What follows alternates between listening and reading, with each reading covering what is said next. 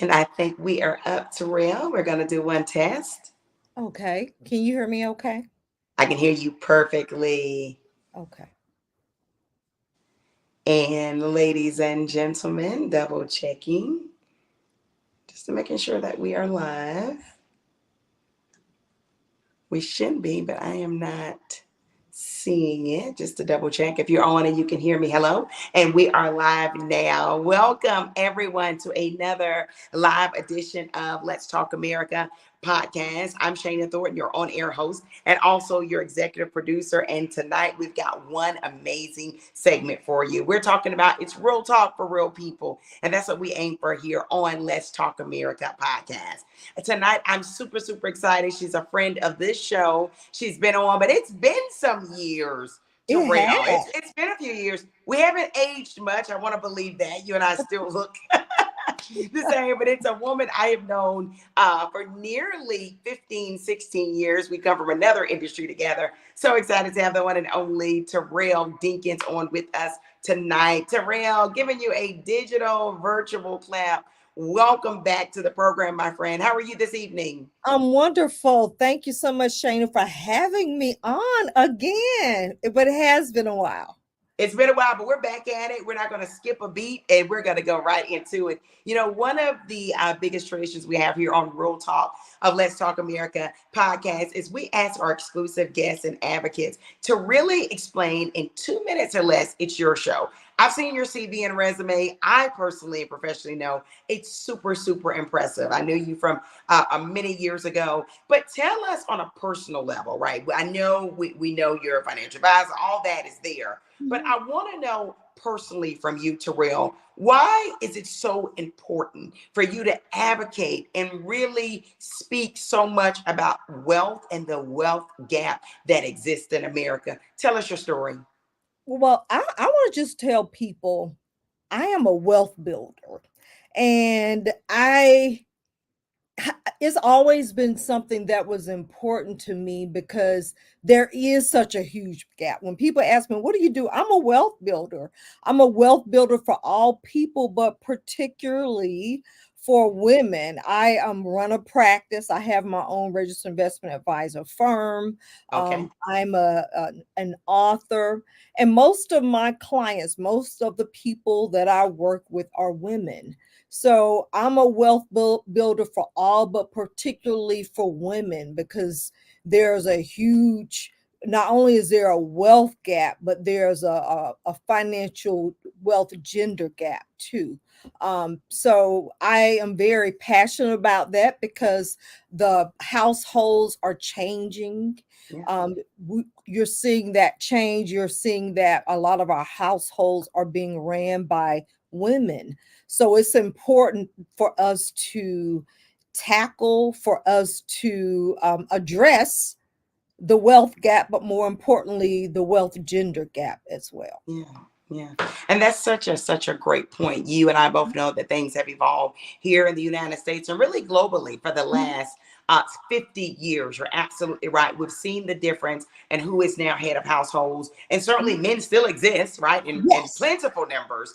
But Mhm. we know there have been certainly more a common occurrence of divorces and splits, and where there are two separate households where many people co-parent well, but there's a father who runs his household Mhm. separate, right? He may not even be remarried. And there's a mother who runs her household separate and may not be remarried. They may have long-term partnerships, but we do know things have evolved in terms of how tradition look. And thank you for bringing that up. Tonight's conversation is going to be for everyone because I happen to believe, Terrell, I know you do too, some of the helpful financial tips for women can apply for men as well because so many Americans, right? We're talking about America, United States of America, really didn't learn important financial tips or what you probably would say good habits when they were early in, right? Because let's Mhm. be honest, 30 years ago, there were many boys being raised by single moms as well.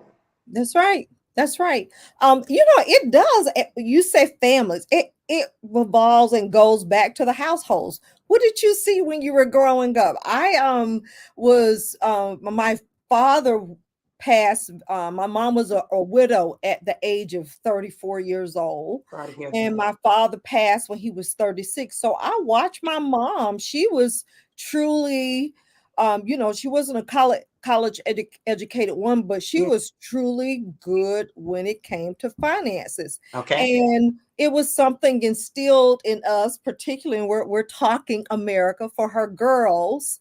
And I think it was because she was alone that she instilled the importance of her girls making sure that they could handle it in the event that they were alone, i.e., due to being a widow, never getting married or divorced. So it started at home early on with my mama making sure. She would always say, make sure you have something, even if you know how the moms are with their girls, making sure you have something, even if it's your own. Yeah. um, so instilling that the importance of saving early with your children. And um, what a great point to bring up. And you did mention something. You said, even if someone doesn't get married, because we do see more and more individuals, men and women, not getting married. So this traditional setting of, you depend on each other, you put everything in this egg pot, is there, doesn't exist for a lot of individuals. And as we pointed out, divorce rate has been up when you compare it to what it was 80 years ago. So yeah, even if you started off married, doesn't mean that, there's nothing guaranteed that you'll be forever married. that's right. Absolutely, absolutely. And here we're in Atlanta. Just in Atlanta, I think Atlanta's been ranked one of the most educated Yes. cities, but you have a lot of Forbes women that magazine. are, well, isn't that correct? We're ranked number one in terms of the most educated cities. So women are going back to school, they're getting their degrees. You have a higher enrollment of women in colleges.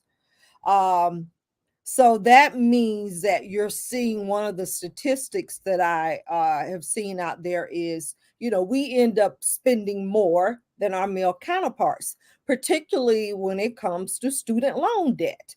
We have more student loan debt than our male counterparts.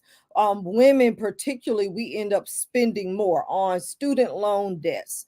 We're running household, we're spending more on that. And when you look at women overall, I know you're like, okay, we're talking about the family, but a lot of those households are ran by women.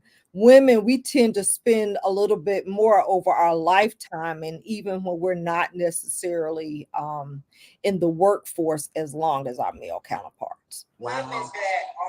And I think, hold on. And that is such a great point to bring up, because when you think of tenure and you think of longevity, right? Mhm. How much wealth does that give you? Let's dive deeper into this conversation. If you've just jumped on, you are watching the one and only, the award-winning Let's Talk America podcast. I'm Shana Thornton, your host and executive producer. Tonight, I have the one and only, I call her financial guru. She is certainly a wealth empowerment speaker. She's a best-selling author, and she's also an entrepreneur. It's the one and only Terrell Dinkins back on our show. It's been several years, but we're diving right into it. Tonight's title of the show, Terrell, is Wealth Gap. And Mhm. before we start this conversation, because you already talked about single women, or Mhm. women that could be in a long-term relationship, but Mhm. she is head of household running finances. And there Mhm. can have perhaps been a deficit on what she learned, perhaps, and also for some male counterparts on what they learned, right? Because Absolutely. unfortunately, we're going to touch on this, Terrell. There are a lot of families out there, maybe baby boomers or older, if we're talking about you and I, of course, being Xers, who maybe their families or their fathers and mothers were not as upfront about the money conversation as Mhm. they could have been. And there are a lot of mistakes, credit, a lot of debt or other things that perhaps the Xers and the millennials may be making the mistake of. And we want to get it right, certainly for the alphas and Z's to do much better. We want your questions, okay? Give us your questions, your comment tonight. Any questions about credit, debt, it's about saving, it's about what do you pay off first, your student loan debt, or is it your credit card, or do you try to pay off your house or your townhouse or pay your rent on time? We've got somebody with us that's going to give her professional and her personal opinion on it, okay? For any specific information, we do always ask that you, of course, speak with your own financial advisor or advocate. This is general educational purposes only, with the one and only Terrell Dinkins. Get your questions in, everybody. We want your questions tonight. Terrell, I've got to ask the first obvious question as a journalist. What is the wealth gap and who does it impact? You know what? It impacts us all. And a lot of times when people think about the wealth gap, they're looking at, and I hate to say it, it's a big category, but they're looking at black and white. They're Okay. looking at the gap between African Americans, people of color in the United States, compared to our white counterparts. And that's pretty much what you see, the wealth gap in terms of what their household wealth look like. And when we think about and their net worth, that's basically what that means. It's the net worth comparison of the different household of our white counterparts to people of color, Latino, African Americans. That's the wealth gap. How my net worth compares to the household of my white counterparts' net worth. And when we define net worth, what we're looking at is our assets, the things that we own, minus our liabilities, the things that we owe, and that equals our net worth. And when Okay. you compare the net worth, that's what people look at as the wealth gap. One of the things that we know is one of the biggest, if you look at people's net worth, the bulk of the net worth that people have is made up of their homes, their actual homes, and their retirement accounts. So one of the ways that we can close the wealth gap, and we're seeing this in our campaign, we're not, going into politics, is to be a homeowner, because the bulk of your net worth is made up of the value of your home. I see. And that's one of the ways when we talk about how do we close that wealth gap, how do we close the net worth between my household versus someone else's household is. And one of the ways we see that, and we just see that quite often, and of course that is a big thing that's raised in politics and even in the presidential campaign, is home ownership, Yeah. because that's where most people's wealth is made up. And if Yeah. you think about how most of the wealth is created in this country, you'll see that most of the wealth is created through real estate, i.e., home ownership or investing in real estate. Okay. Being a business owner, people tend to create wealth being a business owner, or they pass that business down. Sometimes it doesn't make it to the second or third generation. Investing in the stock market, I think that's one of the easier entries into building wealth, and that's the stock market. And that's one of my little passion projects. I love the stock market. And also too, and we are September. September is National Life Insurance Month, but we build wealth through, life insurance. And what I mean by life insurance is a person uh, getting an inheritance because unfortunately someone may have passed in their family. Mm. But when you look at those four ways, that's how we see wealth made: through real estate, through the stock market, as a business owner, and through life insurance. Those are probably the four biggest ways we see Okay. wealth being built.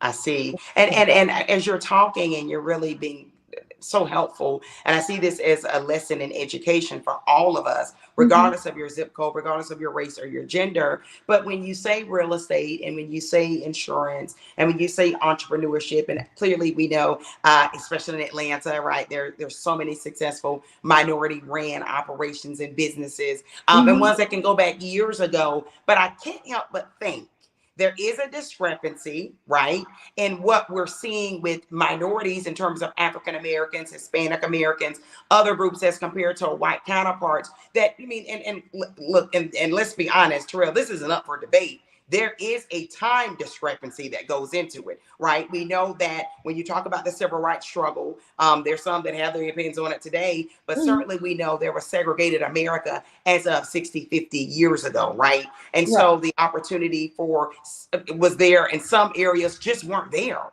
So when Right. you talk about real estate, we know, and we can talk about redlining, right? We can talk about things that happen throughout this country, just factual, not up for debate, right? This is Mhm. this is certainly a show about finance and the wealth gap, but we know there are African Americans, Hispanic Americans, or Native Americans, or Asian Americans, and clearly not every Caucasian had the same opportunity either. But when Absolutely. you see, yes, I mean, just to be upfront and real about that. But when we look at the discrepancy, would you say, as someone who's an advocate about this personally and professionally, that there are minorities that simply have a time deficit in terms of catching up compared to their Caucasian counterparts? Absolutely. Even when, you go back in the 60s, there were situations where, we were charged more for, I mean, this was just even recent with some of the banking institutions, people being discriminated against, with the lending practices. And that's a Yes, huge one, where some companies were lending or making the lending criteria more stringent for people of color. absolutely. That's recent that we've heard Absolutely. about that with lending practices of some of the banking institutions. Yeah. But you're absolutely right. And here's what people I want you to think about. Say hypothetically, if I inherit a home, and this is conversations, as our parents age, you start having the conversation about what do you want to do with this property. But That's right. hypothetically, if I inherited my mom's home, that already, or my dad's home, or our family home, that puts me leaps and bounds financially, compared to That's someone who didn't have the home. First, I don't have to worry about, I can use the cash that I would normally have to pay a mortgage, and invest that money in something else in the stock market, because I've now inherited that money. I could take that inheritance of that home, pull money out of that house if I wanted to, and start a business. So the real estate, when we look back at us, a lot of us didn't own homes. And our counterparts, as we talked about, you see, they've owned homes a lot longer absolutely. than we have. So think about that. All of that is passed down. If two generations past had a home, and they were able to pull the equity out to start a business, or they were able to live rent free, pay the taxes on it, but live rent free, just imagine what you could do with that cash if you didn't have to pay for a roof over your head. Most Absolutely. people, when you look at a household, the bulk, your number one expense is covering the cost of a roof over your head. Correct. Correct. I mean, let's be honest, that's where most of the paycheck goes for people. It's either That's rent or mortgage. And let's just say one plus one is two. If you don't have to pay rent or mortgage, how much are you able to save? And we're going to touch on this later, for Mhm. investments, for college education for your children, or higher education if it's just HVAC certification, to be able to help pay for that. And that's just real talk for real people. You're watching Let's Talk America podcast. I'm Shayna. I'm on with the one and only Terrell Dinkins, a great friend of this show, personally and professionally. We're talking about the wealth gap. We're talking about solutions to make it work. Terrell, we've got questions rolling in, and I want to make sure that we always remember this show, this segment are for the people. And so we're going to get right to the first question. Lakeisha out of Atlanta, we appreciate you being on with us, lady. She says, Terrell, to you, at the home ownership, how would you consider the next best investment to build wealth? That's a great question. What would be number two for you? For me, it will be investing in the stock market. So it's the entry in investing in the stock market is actually easier than investing in real estate. You literally can set up a brokerage account and buy your first share of stock the next day. Also, too, if you wanted to invest in real estate but didn't want to physically invest in real estate. And I will say this, a lot of people look at real estate as it's sexy because they can, you know, drive past their property and look at it, see, feel, and touch their property. But you can look at other forms of investing in real estate by investing in real estate investment trusts, or REITs. I personally invest in REITs. Because I don't want to be a landlord. And a lot of people don't want to be a landlord. So that gives you an opportunity to Now you invest in said the real word reeks, and I don't want to interrupt, but estate. that may be jargon for an industry. Can you tell us what that is for the rest of us?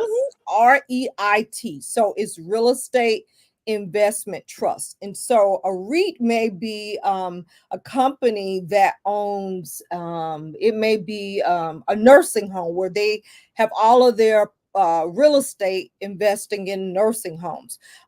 So everyone's heard of Simon Properties. Simon Properties owns and Tanger Outlets. They own a lot of these I seen. shopping plazas. So it was great about Reese is that they have to give 90%. They can't hold on to a lot of their cash, and they have to give that money back out to their shareholders in the form of a dividend. So if you don't want to necessarily own physical real estate, you can invest in REITs and make money in your sleep. You don't have to worry about the cost of the stock going up and down because you're getting paid dividends. I see. Got it. Thank you for explaining that. So there you are, Lakeisha out of Atlanta. Thank you. She said the stock market is something not surprising because I do want to mention professionally, of course, you are a financial advisor. That So is correct. certainly I know there are many people that certainly believe in so many different options. Something you said that's true. It also can be set up pretty easily and you don't have to, I don't want to put words in your mouth, but you don't have to have a whole lot of money to set something up for the stock market, right, You Terrell? you don't. And let me just say, if you go all the way back to 1928, Mhm. if you look at the average rate of return in the stock market, you're looking at around 10%. That's Okay. pretty nice. And it wasn't until recently, people don't realize is that when we had high inflation, that's when we start looking at those high yield savings accounts. But now that inflation is coming down, yes, America, inflation has come down, even though we may not feel it in our households when we go to the grocery store, but inflation has come down. And when we see inflation coming down, we will no longer, eventually, no longer see those high rates in savings accounts. So for a minute, we had flashbacks of when our parents were younger, where they got these really great CD rates.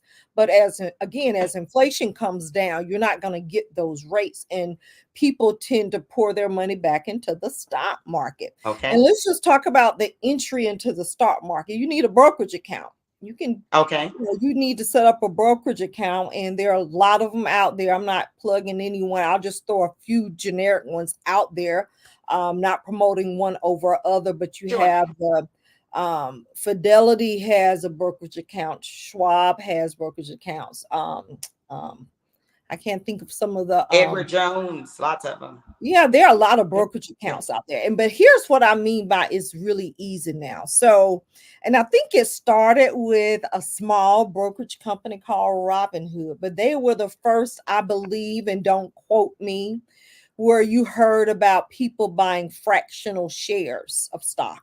So, what I mean by fractional share is, say hypothetically, you wanted to buy a share of Apple stock.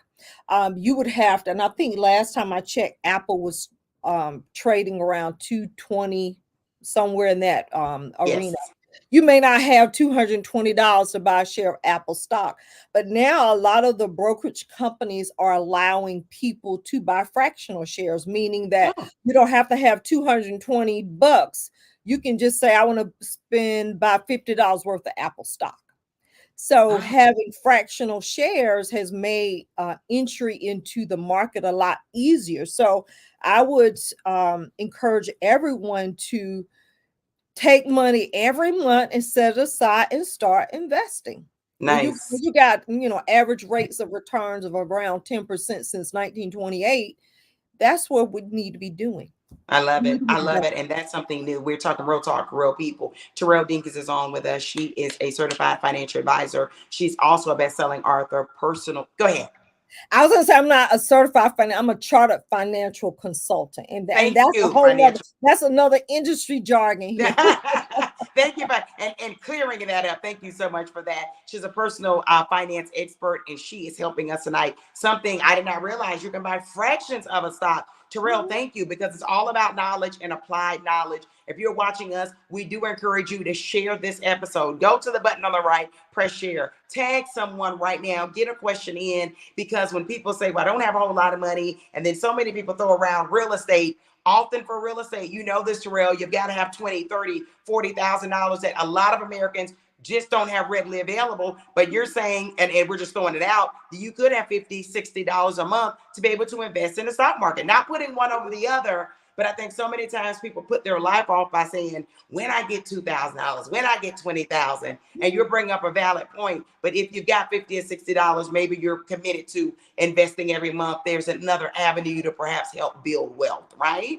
Absolutely, absolutely. I was gonna say too for and now let's talk. We you have to talk about risk. When you talk about the stock market, it's important for you to talk about risk.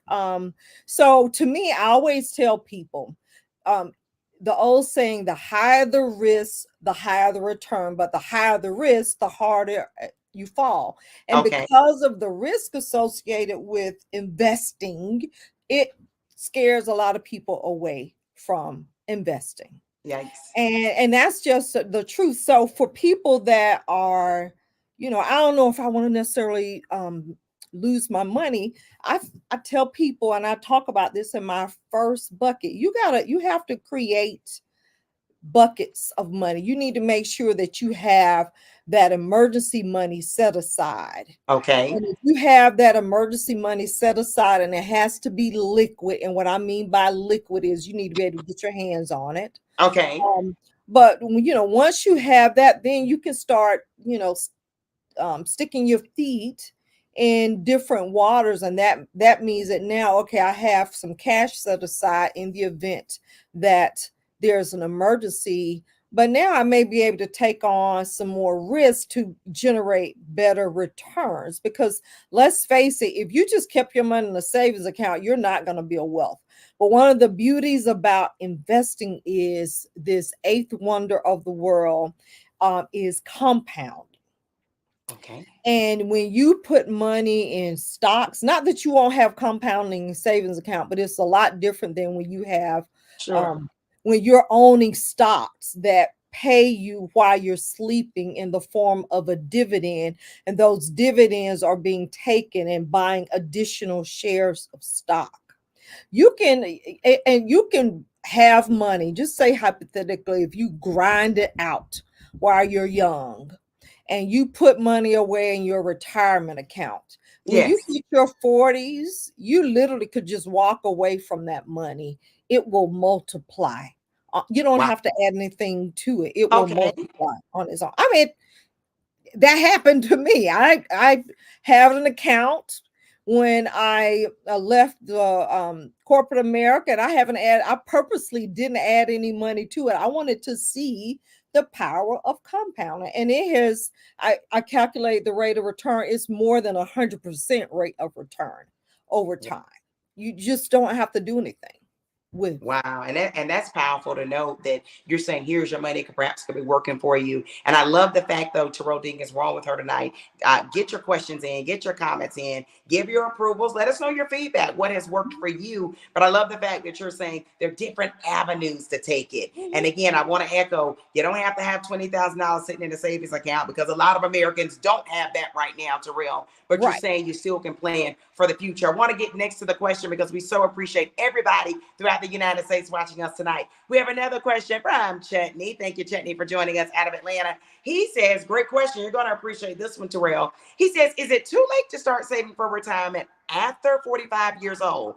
Basically, should you have an alternate plan since you're about 15 years out from retirement at that time? I love that question because that's real talk. A lot of Americans simply have not been investing or ready to save for retirement on any level by 45. Let's be real, Terrell. We're being real people, real talk. They're taking the money they make. Maybe it's not a whole lot. Maybe it was, and they were reckless to simply pay bills and survive. Help us out. It's never too late to save for retirement. Here's the thing, your options may be different. You may have to wait. So, and you may have to put more in. So, a lot of times, if you think about it, you most by the time you get in your 40s, you're going to have more money than you did when you were early.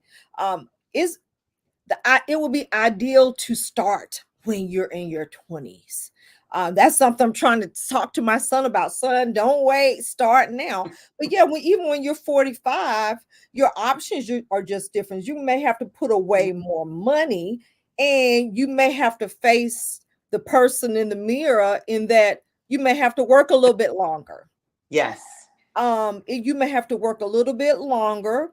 And people don't realize is that I've always said this, it's not how much you make, it's what you do with what you make.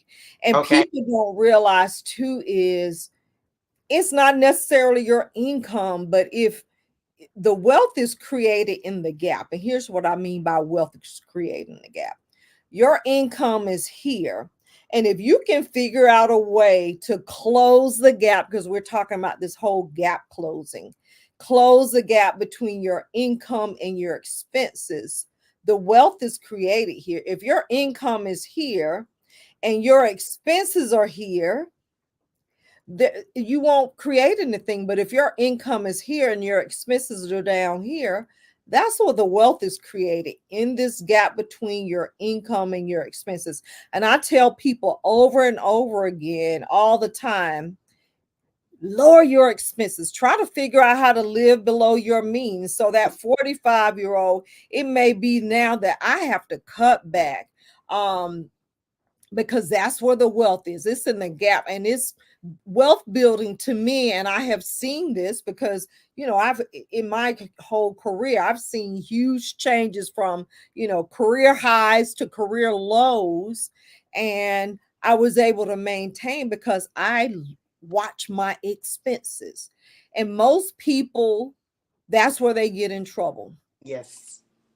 because they blow out their budget and they can't control their expenses. If you can control your expenses, it's easier for you to create wealth. Well, and that's real. You're talking real talk for real people. You're watching Let's Talk America with host Shana Thornton podcast. I'm Shana, on-air host and executive producer with the one and only Terrell Dinkins. She's on with us, best-selling author. She's also a personal finance expert and an entrepreneur. And she works with everyday people like you and I, trying to help them really work on that wealth gap. She's given us some great tips and great advice. We have more questions rolling in, so we're going to keep it going. When you said expenses, though, I know there are probably many people that are cringing, and I am not knocking Starbucks because it's a wonderful, but they're like, well, I got to have my Starbucks now. I got to have my Starbucks twice a day. And when you said that expenses, I'm thinking, how many things can people sometimes make the sacrifice on? But Terrell, and I'm going to throw this out because we have another question, but it boils down, my friend, to that D word called discipline. Your thoughts? It's called discipline. And you know what? You can kind of bypass that whole immediate gratification. It doesn't have to be immediate. It's called, let me wait. Mm-hmm. Let me wait on this. I mean, that's something I do because I'm pretty good. I actually create a budget and I write it down every single month. But we all kind of get in trouble. And I will say this, there's more to the wealth building. I know that whole latte factor thing was big. You treat yourself once a week to a $7 cup or whatever at Starbucks. But it's more to it than that. I think we get in trouble with swiping our credit cards because you Yes. don't see it. And it's I agree. beyond just for Starbucks. It's swiping for something, and now it's so much easier for you to purchase things on the big places like Amazon, because you don't have Yes. to pull money out of your wallet. Yes. You don't have to pull cash out of your wallet, Yeah. so you don't see it. Yes. So you can't feel the pain when you're swiping your credit card. I just had this conversation with a loved one saying that, and they were not disagreeing. And I said, because cash is not king anymore, right? We know that credit is. We're really in what's really looking like a cashless society, and which is very interesting for our children, right? Because children, if they're concrete. And so, and I remember one of my first cousins, she was like 10 years old, and she was telling her mom, just swipe your credit card. Swipe your And credit in their card. mind, you're absolutely right. The baby boomers, our parents' generation, dealt in cash. So when you're dealing in cash, you got $500, you spend $400 in a day, you're being sucked dry. You're like, I need to slow down spending. But when you have the Amazon, not knocking Amazon, love Amazon. I love do, Amazon too, right? but yeah, that one gets me in trouble. But you're not even seeing it come out of your account because it's already set up. And before you know it, you made a $70 charge in 1 hour. Then your daughter made a $155 charge. And then your partner, significant other, or spouse made a $200, all coming from that one credit or debit card of yours that now is in the negative. And I'm so with you. We don't see it, which is so important to your point about why we need to have that budget. Mm-hmm. You need to have it, or you said, my husband and I were having a conversation about Amazon, and we all love. We'll say this since we're talking to America. We love Amazon, so But he said, I'm going to have to give myself an Amazon limit per month. Literally, when I looked at my budget, Amazon Chase is up there, and I limit it's $100 a month that I do for my Amazon purchases. Wow, you're good. That's it. Your That's it. discipline is. We talk about Olympians. We have the one at home, Terrell Dinkins. Shakari Richardson has nothing on you because that discipline is amazing. You can keep it at 100 a month. Well, that's what I give myself. Some and it goes over, but when it's my balance is around 2, I'm like, okay, I can't. Yeah. I'm not buying anything from Amazon until I get my balance down. Yeah, that's so great and such a great conversation. Get your questions in the comments in as we begin to roll up this conversation. Someone, Stacy out of Atlanta, said, I'm piggybacking on Mr. Burton's comments. What are some catch-up ways to set up for retirement? So if someone started, so going back to Mr. Bird's question, Chutney, if they started late. If you started late, the first thing foremost I would start with is your employer.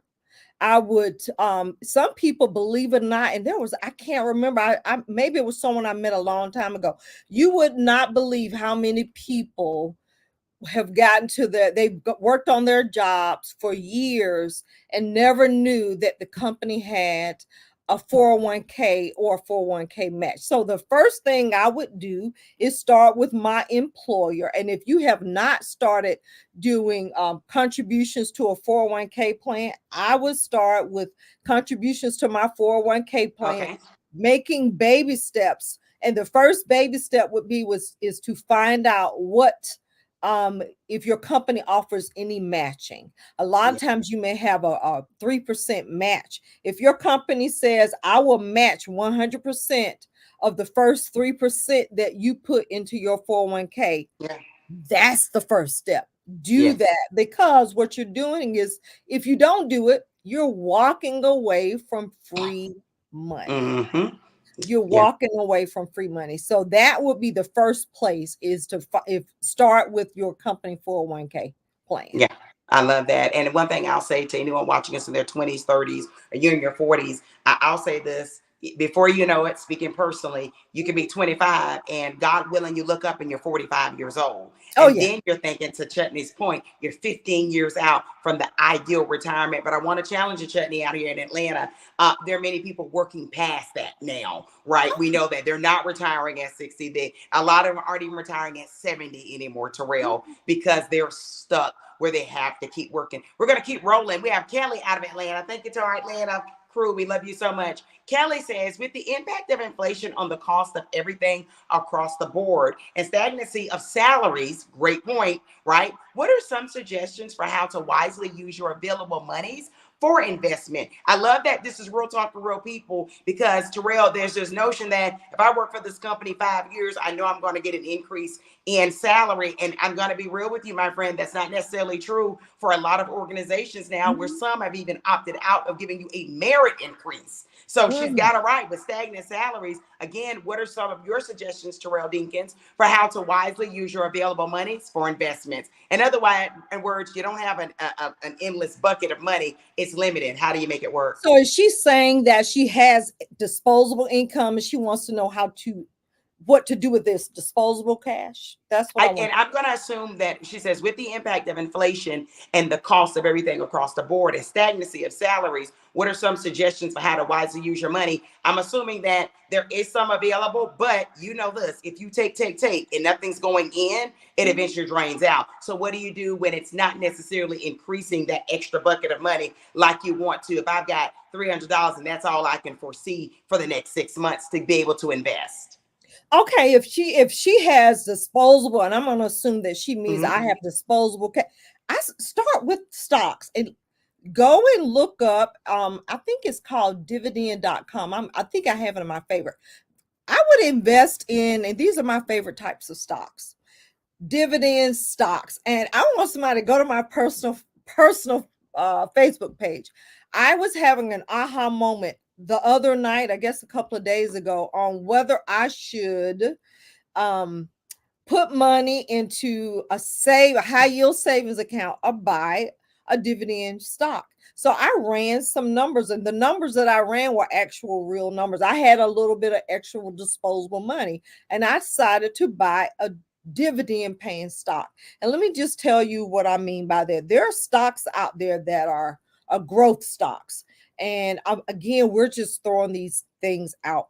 So where I'm not making any specific recommendations on a stock. So you have your Teslas of the world, or any of the stocks that don't pay dividends, meaning that you're making money with the hopes that the price of that stock goes up. But then there are a lot of people years ago, or even now, you have a whole lot of people that invest in dividend paying stock, meaning that I'm going to buy this stock and I really don't care whether the stock goes up or down, because what I want is the dividend. Which means that the company is going to pay me to own the stock. And I'm using, again, hypothetically, I'll use a Pfizer pharmaceutical company. Pfizer Pharmaceutical Company is a company that I used to work for. And a lot of the pharmaceutical companies, and I'm not, again, promoting Pfizer, I'm using that one because it's the top of my head. They pay a yield, a 5% yield. So they're paying you. The stock may not necessarily go up and down, but they're paying you for owning that stock. And the yield on that stock is higher than the yield that you'll get in a savings account. And a lot of people invest in these dividend paying companies. And the reason why they invest in these dividend paying companies, because they want to sleep well at night and not have to worry about the price of that stock going up and down, because what they're doing is that they're relying on the cash that the company is giving me for owning the stock. So if you had some extra money, you could go to, I think it's dividend.com. I'll have to look that up. Dividend.com, or better yet, she can Google the Dividend Kings. And these are companies that have paid a dividend over 20, 25 years. They've been consistently paying a dividend. So that's one way of doing it. And you have to always, if you got extra cash and you only have $1,000 in the bank, you still need to build up a cash cushion.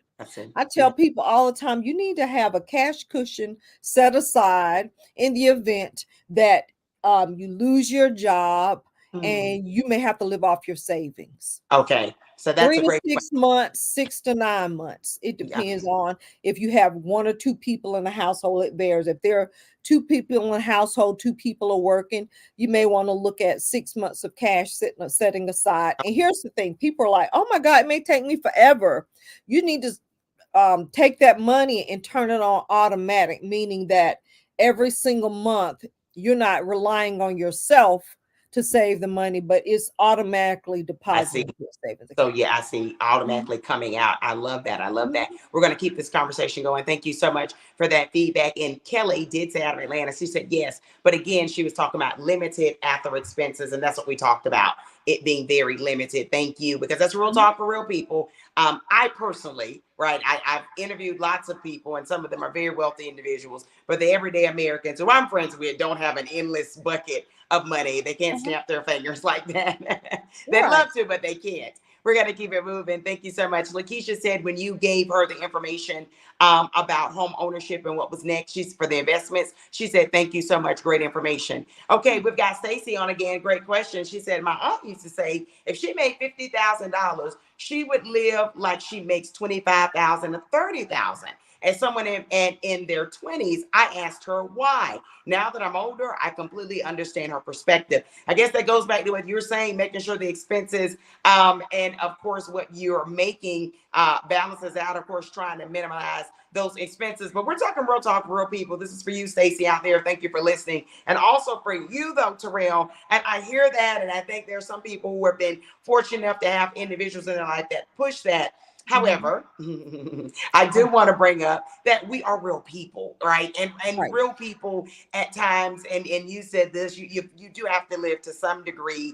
And I've seen people been able to have the type of discipline to do it. But I think there's a cultural, emotional side of me as well of saying, yes, and they made all these sacrifices and they didn't really get to have a lot of experiences or cultural exposure because they were saying, I gotta save. And I'm not against saving by all means. I'm educated, I'm exposed, I get it. But I do also think, and Terrell, help me out here because you're a real person too. Obviously, you're an expert, but it goes back to also having that balance of being able to live and sometimes say, but I do deserve the chocolate from Starbucks. Uh-huh. I've had a rough week.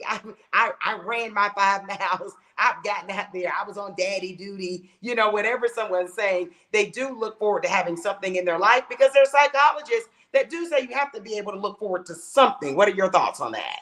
I truly believe here's what I have learned in working with clients for over a decade. I have been doing this a long time, is that people are successful when they create balance.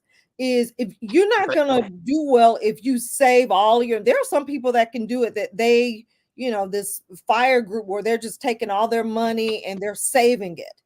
But that's not most of us. We need to create balance in our life, meaning That's that right. we need to be able to spend a little and enjoy some. So here's something that, and this is a freebie. I should probably write about a book about Sid. So every time I get money, extra money, that $300 that one of your callers mentioned, Yes. every time I get extra money, I go on a date with Sid. Okay. So Sid Wait, is is Sid your husband? Sid is not my husband. Sid is somebody else. This is like, but I take that extra money. My husband's Jeff, but I take my extra money and I divide it into four buckets, four Okay. things, and I call it SSID. Sid. I go on a date with Sid with this extra money. So Sid just means, and this is, you were asking about how to create balance. Yes. Sid means spend a little, Okay. save a little, Okay. invest a little, Okay. and tackle debt. I see. So I told my son the other day, son, don't, I mean, he was like, well, I'm trying to, get my debt down. I said, you're just not going to enjoy life if you take, I don't want to be that person who's all I'm doing is working to pay my bills. That's right. Come on. I, And I appreciate you saying that, Terrell, because say that again, because I think when we have conversations like this about the wealth gap, some people automatically tune us out because they're saying you're not being realistic. So say that statement again and elaborate. I was going to say, you don't want to be that person who all you're doing is I'm working to pay bills. Who wants to work to pay bills? Life is short.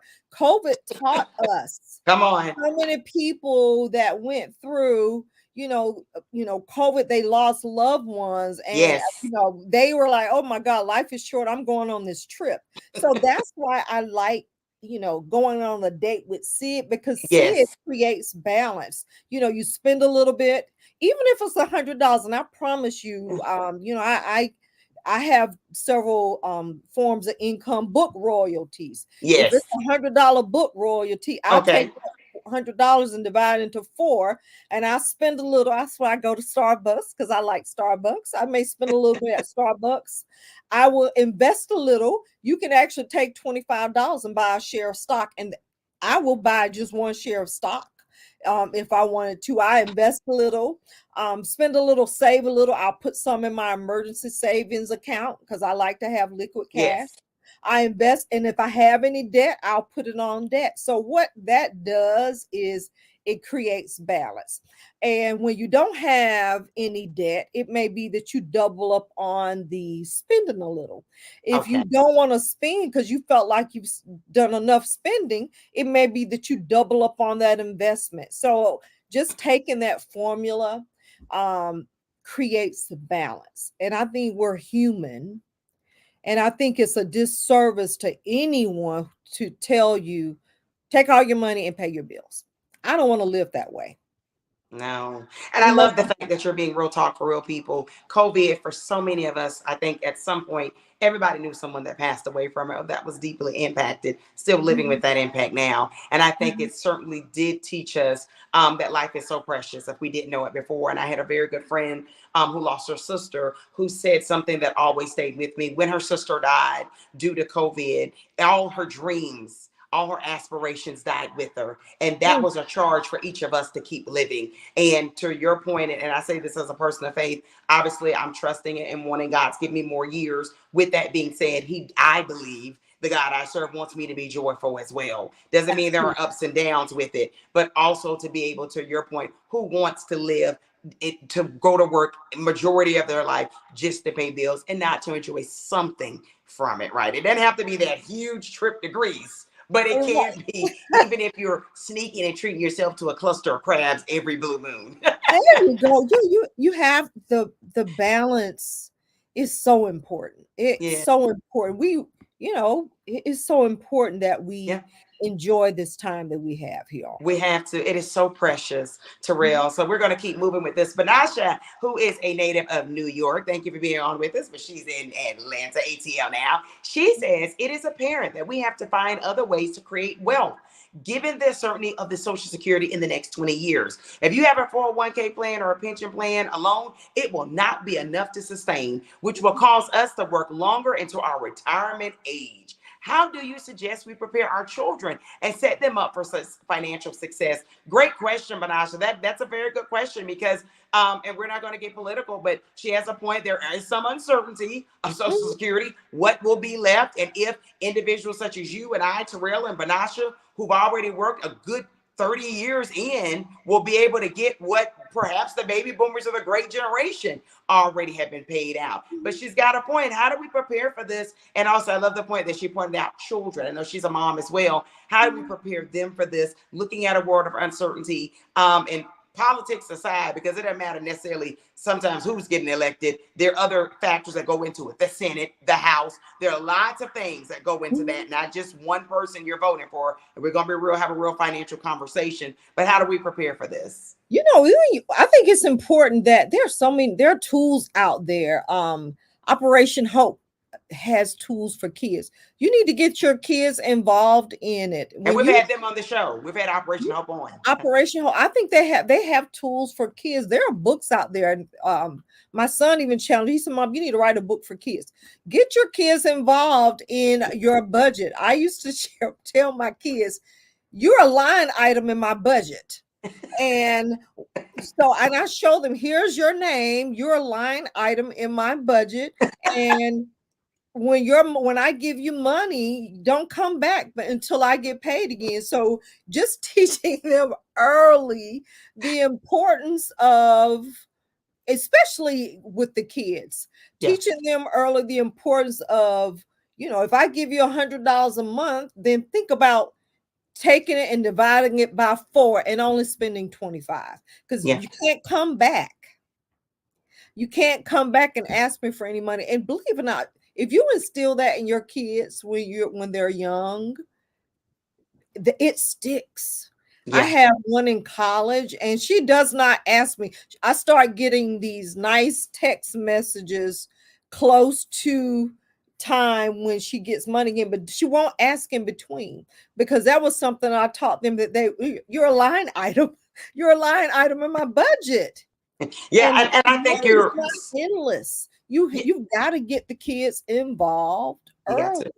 Well, and Terrell, I'm going to say this, and you're a mother of two amazing, successful children. I know that personally, and you also being a financial person, a financial expert, can also say that I think, and I say this as a parent as well, that sometimes we also have to be realistic with them. I don't think what I see with family and friends and colleagues, I'm not sure we're having real conversations about our own personal wealth with our children. If they want to go to Disney, we take them to Disney. If they want the latest Jordans, no, not at Jordan, we get them for them. The latest jeans or whatever, we use all the afterpay programs they have online, and not really being honest with children of, you know what, mom or dad, we're short right now. And the reality is money is not endless, and this is not a good time to get those new sneakers. This is not a good time to get your new game from GameStop, right? Let's keep it real. For a lot of the kids, the millions that are playing video games, it's not a good time for V-Bucks. We've got Robux. We've got to really be honest instead of yes, yes, yes, yes, yes, or we tell them no and we don't give them the real reason. I happen to believe personally that children, there's age appropriate conversations, and maybe you don't want to get too deep into what is going on because you don't want to put stress or worry or anxiety on children. But Right. I think personally it's a disservice to have your child thinking you're wealthy and you've got it like that when you don't. Because the reality is, and unless you're Bill Gates or you're Elon Musk or you're Jeff Bezos. Most people don't. Most people don't, and you said it. It's social media has harmed us. Mm-hmm. There is great tools because we get to have opportunities like we're doing now live on Yeah. social media, but we need to be in these. We need to say it's okay to say no to our children. And but I think a Yes. lot of that has to do with the fact that we want to feel good as parents. Mm-hmm. Maybe it was Mm-hmm. something that, most parents wanted better for their kids. And Absolutely. when things were Absolutely. tight when you were a child, That's right. I want to be able to do better and give my kids more That's than right. you had. So it's that guilt. That's right. It's the That's right. guilt. But here's the That's thing. I always tell parents, no one will help you save for your retirement but yourself. that's But right. your kids can get a part-time job. That's right. They can get student loan. Even when it comes to student loans, I've That's right. seen parents get in trouble with Yes. student loan debt. The Yes. child can get a loan. They can go to a junior college. We need to get rid of the guilt. Come on. That's right. We need to get rid of the guilt of wanting our kids to have more than we have. Correct. And because of that, it puts us in a horrible financial strain. It does. Mhm. And I want to say something real talk for real people because there are millions of families that are divorced or separated throughout America, and you and I know that. That Mhm. I think when you talk about it, just being real psychologically, when you talk about guilt, a two-parent home can have guilt, but often when the parents are split or they were once together, or maybe perhaps never together, because sometimes Mhm. their children, obviously that exists in households together, but they have children. The co-parenting, there can be guilt on one side or the other. Perhaps the father can say, "Well, I'm not in the home. I don't necessarily see them every day, so maybe I'm going to buy some of that attention or guilt." And I've seen it all throughout my Mhm. life where there have been people that have done that. And you always wonder in the back, is that really helping? Who is that really helping long term? Is it the parent or is it the child? Because at the end of the day, I always say this, and I say this even when people talk about teachers having their favorites, right? Oh, Mhm. they'll favor my child, they'll give my child grades. I've always had this stance. You can enjoy that temporarily, but the real world is not going to do that. And Mhm. unfortunately, Terrell, we all have an expiration date. We just don't know it. So if I set my children up for you can get whatever you want, this spoiled mentality, this over coddled mentality that may be going on. I'm not pointing fingers at anybody out here in Mhm. America, but we all may be guilty of it to some degree. Who's Right. going to do that when mom or dad goes away? Because mom Mhm. and daddy will go away.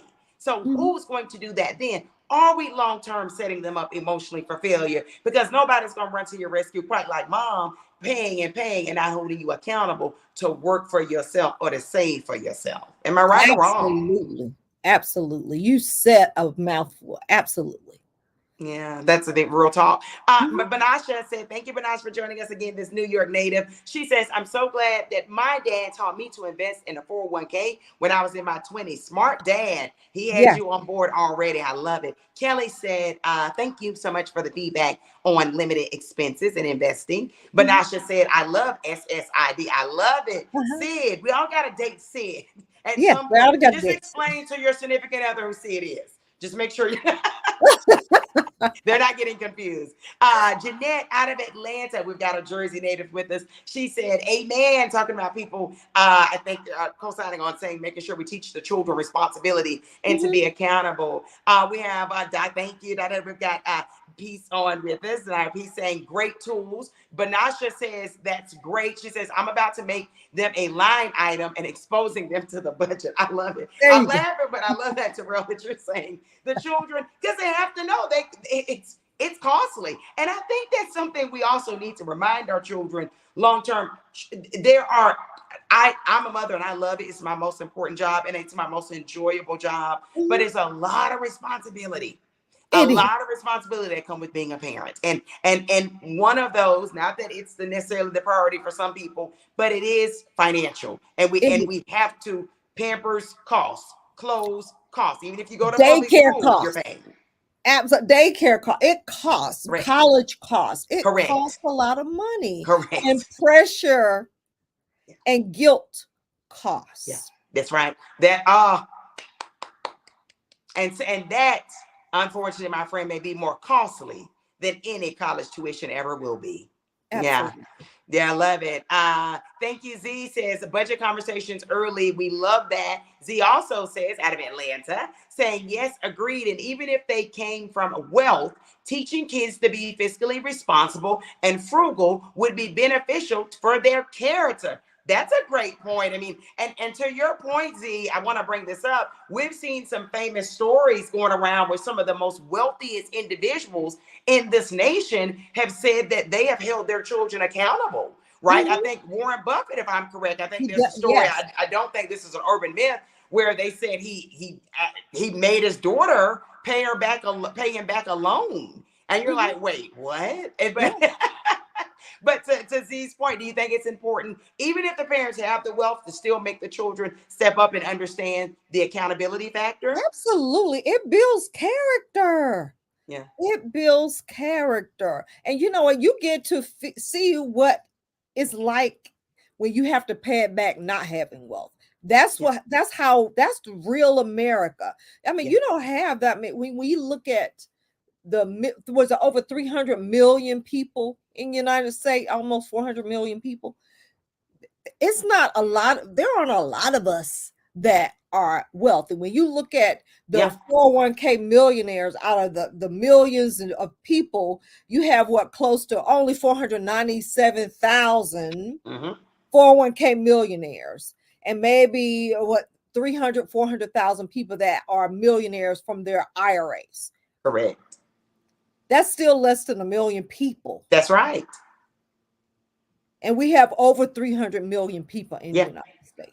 Which goes to show you, remind you, there are not a whole lot of people that are wealthy. There are not. And if you're not wealthy, and I love that you said social media is really setting our children up for some long-term failure, Mhm. because this notion of I'm rich, I think I'm rich, I'm acting rich, I'm living, Flossing, yeah, flossing. I'm a boss, and I'm not knocking the boss mentality, but at the end of the day, I think as we raise leaders, right? As we raise leaders, we're also honest and transparent with them about some of the struggle. Of course, you're going to be age appropriate, whatever your family values would be. But I personally think it's a setup to have them thinking that something is there that we're not, because I'm not Mackenzie Bezos. I'm not, and But I there's love her. wonderful. She gives so much. I Oh, love she her. I does. love her. She does. And I love that. I love that what she's doing, and others are out there giving as well. But at the end of the day, we don't have her purse. And that's not a knock against the purse that she has, but we don't have it. And so I don't want my children to think they're Jeff and Mackenzie Bezos children, because they're not. Okay. Also, Edith out of South Kakalaki. We got a Carolina fan on. Thank you to my native state listener and with us tonight. She says, but she's in Atlanta now. She says, I like saving accounts for our children and have them watch their savings grow. My great niece had a birthday this weekend, and her mom asked for contributions to her 529 college savings account. I love it. Love that. That's pretty cool. Your thoughts on that, Terrell? I know, I but love real that. talk to real people. Real But I talk, did want real to say, people. That's what we did. My kids have 529 plans, and I love that. You know what? And you have to respect someone who says, instead of buying a toy, buy my side child, make a contribution to their 529. I mean, yeah, there's a lot of legal things involved in that, but yes, give them money and let them know, hey, I plan on using this money for my 529 yeah, plan. And what's wonderful about the 529 plans, for people who don't know what that is, it is a college savings plan that can be invested in the stock market. hmm, 529 is the umbrella, and what you put under it may be stocks or mutual funds. But yeah, that money grows tax deferred and tax free, as long as you're using it to go towards college, or I love, even for like private schools too. It's yeah, not just for yeah, college. yeah. So it's a Great, great way. Start it off when they're young and putting that money. great idea. And I'll say this as a parent, I'm sure you can echo this as our kids have gotten older, Terrell, that children will beg you for that toy and when they're young. And then 2 weeks later after Christmas, you're confused why it's sitting in the corner of the closet That's after they begged you so long for it. take that toy and rewrap it and put it in a chest somewhere because they won't miss the toy. Regifting. And if you see a robot coming from my family, it's not a regift. She just said that. Okay, we're gonna keep it moving. Okay, we're gonna keep moving. But now she has another great question. She said, this is a great cultural one. She says, what are your thoughts, Terrell, on encouraging children to stay home as young adults to pay off debt and save in order to set them up for financial success versus pushing or encouraging them to be independent? That's a cultural question that's been trending lately. So many families and households have that conversation. What are your thoughts on that? You're a mom, but you're also a financial guru. So where do you stand? I think it depends on the child. Okay. Let me tell you what I mean by you. You know what, you have to face it. It may be that I love the idea because my son was like, Mom, families are, kids are coming back home. I think if you do that, coming back home and staying with their parents, you have to put a time limit on it. Yes. And you have to put a time limit on it. And you need to make sure that they're actually staying there to pay down the debt. And Correct. here's what I mean by it depends on the child. It may be that you help your child from afar because let's face it, when your kids are in their 20s, Yeah. I have learned and I have read that your kids aren't always a reflection of you, but a reflection of themselves. That's right. And that personality may change. That it may That's be right. that, hey son, I love you, but or daughter, we get along better when you're not here. Those are facts. So Those are let facts. me help you from a Those are distance. So I like both, and I think it depends on the situation. Yeah, I think that is a great point because I think a blanket statement of saying, well, they can stay here and pay off debt. I think you're absolutely right. What is the personality of your child? Are Mhm. you and your significant other, or you, if you're by yourself, widowed or divorced or single, are you able to be okay if your child says, I'm 24 years old, and if I want to come in at 3:30 a.m., I'm going to come in at 3:30 a.m. Mhm. So to your point, what we could see as debt and financially helping is sometimes worth your peace. And I think That's that's right. why many parents I know that I have known have opted to say, if you need some financial assistance when you need it, I'm willing to help from I'm willing afar. to But help for you. you to be independent on your own, and I think you had such a valid point. This is me, and I'm no parenting guru and advocate. I'm a parenting advocate, but not an expert or guru. But from what I have experienced and seen, I do think, and unless you're okay where you just want your child to live with you to their 45 or 50, Mhm. and some people may be okay with that. I'm not here to knock that. But if your idea is for them to get themselves to a certain point, Terrell, I think you're absolutely right. There has to be a timestamp. There It has has to, because if not, you can look up just like you're 25 saving, then you're 45 and you haven't been able to do as much as you want. That Mhm. time can go by very quickly. And I think the reality is if they are still living you at 30 for whatever reason, if they just want to, or being able, like you're saying, are they really saving? Or are Mhm. they going and spending their money on what they want to go to, and then there's no saving and no investments? I That's a different question. I know. I stayed home. I after college, I went back home. Again, I shared my mom was a widow, and I stayed there till I was 26. But Yeah. I left my mom's house and I bought a house. Oh, My see, first house at 26. yeah, Yeah. yeah. And I think it goes back to the child, the discipline of the child, and Mhm. what works, and if your child's interested in doing that, because there, I think you know this as yourself being someone who's living independent on your own, and there's some greatness to having freedom as well, being on your own, and that's priceless. It is because they can come in and out. We know this as parents, and especially if you have like 20-year-olds or Yeah, that they go away to college and come back. yeah, that's We right. don't sleep well at night when the door is Correct. chiming late at night. I can't Correct. sleep well. I feel better when you're away because at That's least correct. I don't have to worry about you coming in late night. That's Correct. My real father tough always said as a that's right. mom. That's right. And peace of mind. And also, I think the stability and the structure of the home that you do have exists. That's right. Because I know we're talking finances, but the reality is also establishing the legacy that we talked about, right? And I Mhm. mentioned this towards the top of the segment. There's an expiration date for Terrell and Shayna, right? And that's the reality for all of us. And we Mhm. also want to make sure that our kids are being groomed for the right way, that they're able to be as independent as possible. And perhaps, and however people feel about it, like you said, put a timestamp on it. If they're doing that, God forbid something abruptly happens, are they being able to be prepared emotionally and mentally for that? Because there are many critics that say in America we've over-coddled our children, but that's a debate, and there are great points on both sides of that. Absolutely. On both sides of it. So we're going to keep it moving. Someone, Z said, yes, ma'am, Terrell Jackson Dinkins, more things is not always better for the next generation. Yeah, great point. You said that Mhm. earlier. Edith said, Banasha Berry, I like it. And I did it with my children. My 26-year-old son just got his first apartment. So that there's certainly there, I think there are pros on both sides. And I think there's some people can see cons on either side. But I certainly think each family has to make the decision that's best for themselves. Mhm. Definitely. But I know lots of loving parents who it didn't end so well with their children because the rules are being broken. The rules are being broken. Yeah, you need to, and it needs to be.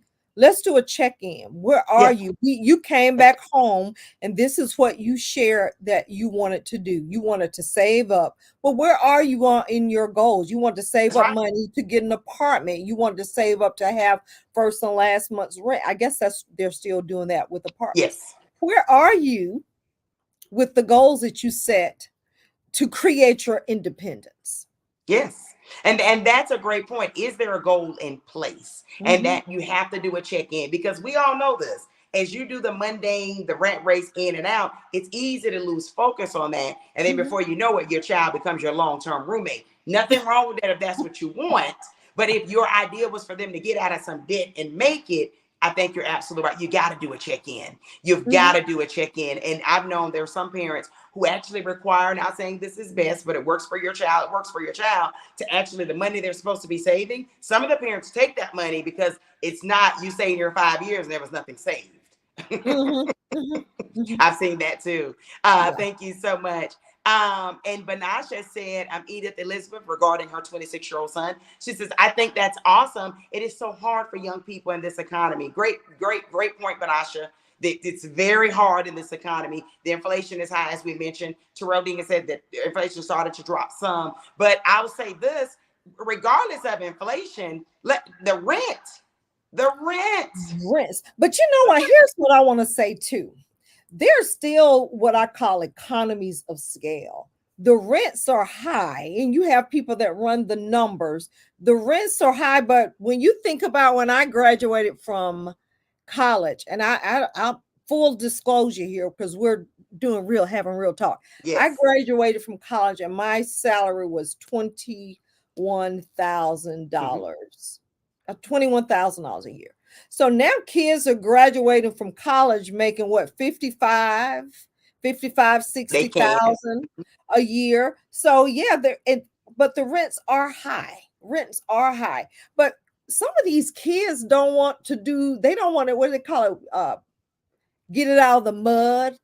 Meaning they don't want a roommate. They want to live like the home they grew up in. They want you grow up in these suburban neighborhoods and they want to live like their parents who have struggled and taken years to do it. They want That's to it. That's live this. also That's correct. the problem is, what That's happened correct. to people graduating from college and getting a roommate or finding someone who's in the same That's correct. situation as you That's correct. and you getting a roommate temporarily until you build up, or going back to what we talked about, Yeah, staying at home until you save up. We just have to have a better realistic picture of what's life like when you're starting that's out. right. And That's it's right. not like mama and daddy's home. Correct. And that is a reality. I think sometimes when people Mhm. say, hey, I want them to be able to save up and buy a home. And I know you were able to do that. But the reality, you've got a great point. But Mhm. you're not at 23 or 24 going to have what mom and dad established. And as parents, I'm saying this, we're talking about money and finance, but we have to do a reality check with us too. Is Right. it realistic or are we setting them up for expectations that's going to have them staying at your house to 40 years old if they're able to go and buy the same type of house it took you to 40 years old to buy. So let's be honest about that, because that's a real conversation that you've got to really be able to balance on. And we're talking finance, but that does come into play because you're talking with your children about the balance and the reality of how tough it can be financially and what their expectations are. Because if you're coming out being able to buy a Mercedes and a BMW at 22 and 23 and buy this house that's $400,000, and mom and dad like, I'm all on board, but but did they earn it and did they work for it? As long as you're over spending or over coddling. And I also got to go back to talking to you, a financial consultant. But if you're doing this and they're able to do this, because let's be honest now, another body in your house is going to be more on your home. If it's the water bill, if it's going to be electricity, if it's going to be food. So it's not, and nobody gets off scot-free. No such thing as a free lunch, as they say in the finance world. The reality is, what does that add to the parent who's hoping to retire? You're a financial guru, you know that. Does that put you off further if you're compensating for your child to be able to save, to be able to buy the $400,000 house in 5 years? I mean, it's some real questions that we need to ask ourselves. You shouldn't allow it to put you off. You should not allow it. No one's going to prepare for your retirement but you. No one's going to prepare for it. You know what else too, Shane, you said something. We need to, what happened to, granted the starter homes cost more. Correct. What happened to getting your first house being a fixer up, where you fix it up and you live there? You still build equity in that starter home that may not be the pretty look like your parents' house. You can still build equity to get the next home. And some of these kids are so spoiled that if the house doesn't look like the house that they grew up in, they don't want to live there. That's correct. They don't want to live. What's wrong with that? That's correct. And that again, we also have to challenge ourselves when they're as young as possible, or have that reality check. If we miss the boat until they're 18 or they're 24 coming at us with that, we've also got to have that real conversation. I want to get the comments going before we close out, because great conversation.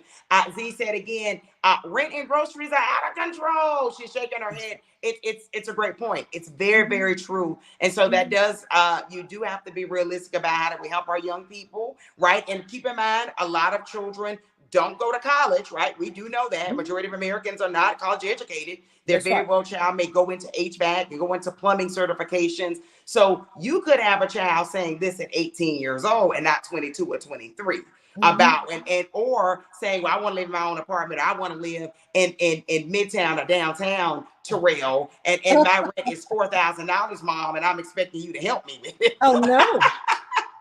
No, ma'am.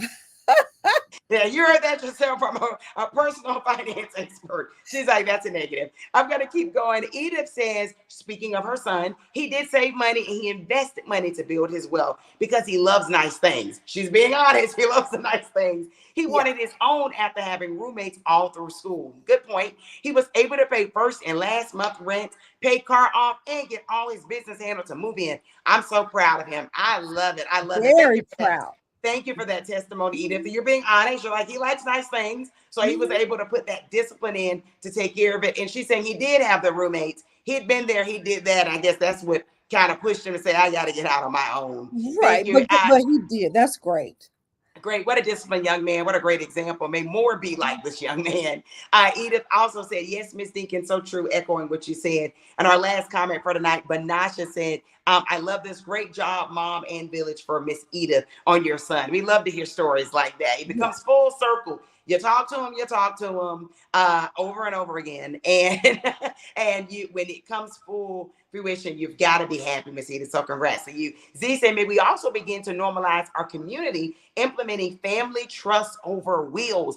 I want that to be our last topic, because we can talk. We're already over an hour, Terrell. We can talk more. That means we got to have you back on to come back and talk about more about insurance as well. Okay. Yes. And also we're going to talk about debt. But what a great conversation. We enjoyed every point that was made tonight and questions. We're going to end it with Z. Again, I'm going to repeat what she said. May we also begin to normalize our community implementing family trust over wills. Talk to us. Well, you know what? I think that's where you need to have, that's not my expertise, and I stay in my lane. That's where you need to have an attorney. I do the money, but you need to have a trust attorney. And there are so many great ones out there who will advocate for a trust over a will. Yeah. And we've talked about that before. I'm going to have her back on. She's a great friend of this show. Mhm. She is a trust will attorney, and she has broken down when there are advantages or Mhm. disadvantages. But one thing I will let you know that she clearly said, she made a great point. She said, but you've got to have something in place.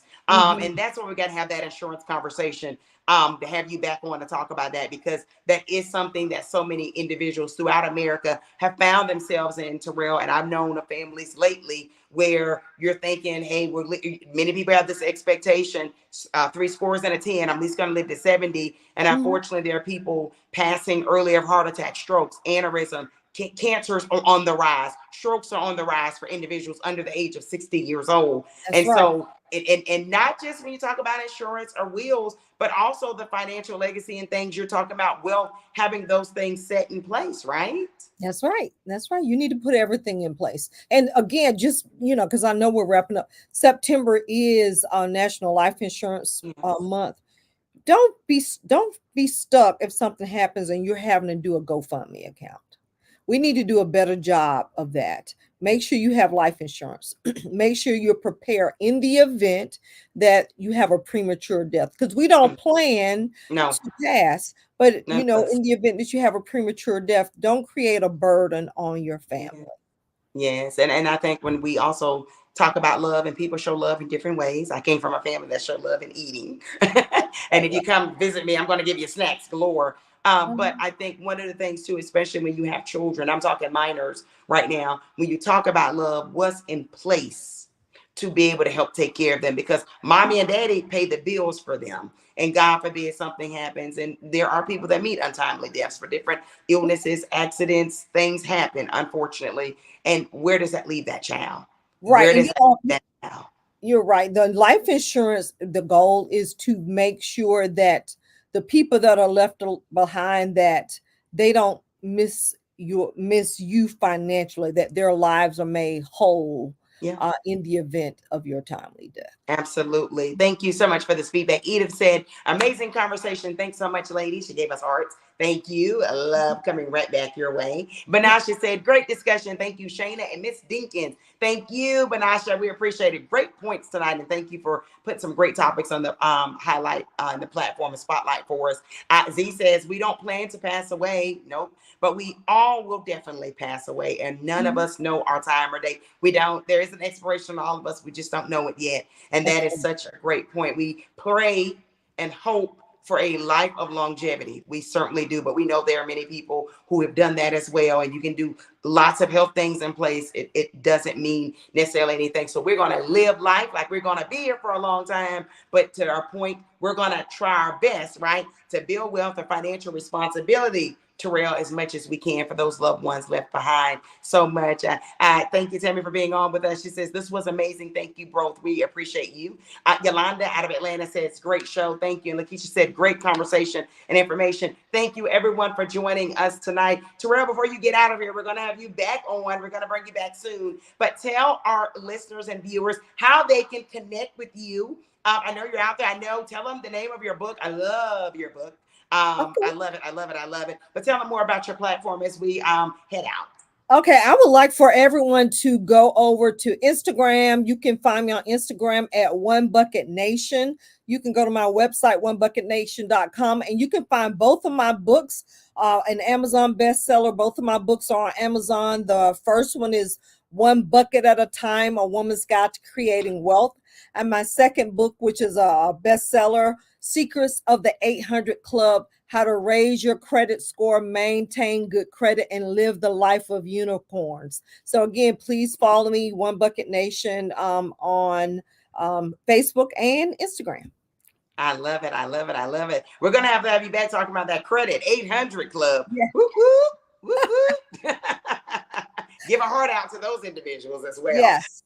Gonna have to have you back on and share those secrets with us so much. And thank you, Z. She's putting in your One Bucket Nation information. We certainly appreciate that. We have the best viewers and listeners in the world, Terrell. I want you to know that they're always engaged. You're always on board. Remember, we get your DMs, we get the emails. Keep sending them in. If there's a topic you want to know more about, if there's an advocate, an expert like Terrell Dinkins, I want to know to bring them on so we can get to the nitty gritty and we can have the real talk for real people. Let's Talk America podcast is here for you. And we're going to highlight the topics you want to know more about because after all, we're all real people. I don't care if it's a conversation about taboo. We've talked about mental illness. We've talked about financial responsibility like tonight. We've talked about education, what works for your children. We've talked about dating after breakups. We've talked about blended families. We're here to talk about things that really affect real people. And we're going to continue to do that. We're going to cover the health topics. We're going to cover the educational points because you and your household, however it looks, deserves that.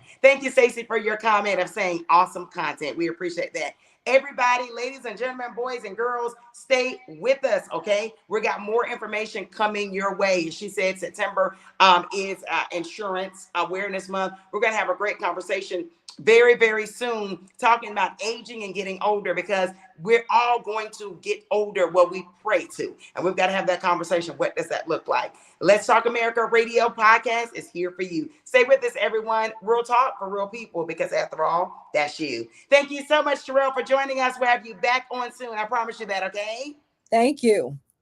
Thanks, everyone. And remember that you can catch the replay at any point. We simply ask you to share it in someone's DM. You can send them the link. And this episode also streamed on YouTube. Okay, so if they say I'm not on Facebook, no worries. YouTube is out there for everybody. Thank you so much, everyone. Take care and have one phenomenal week and enjoy the beautiful autumn weather throughout the United States. Be safe.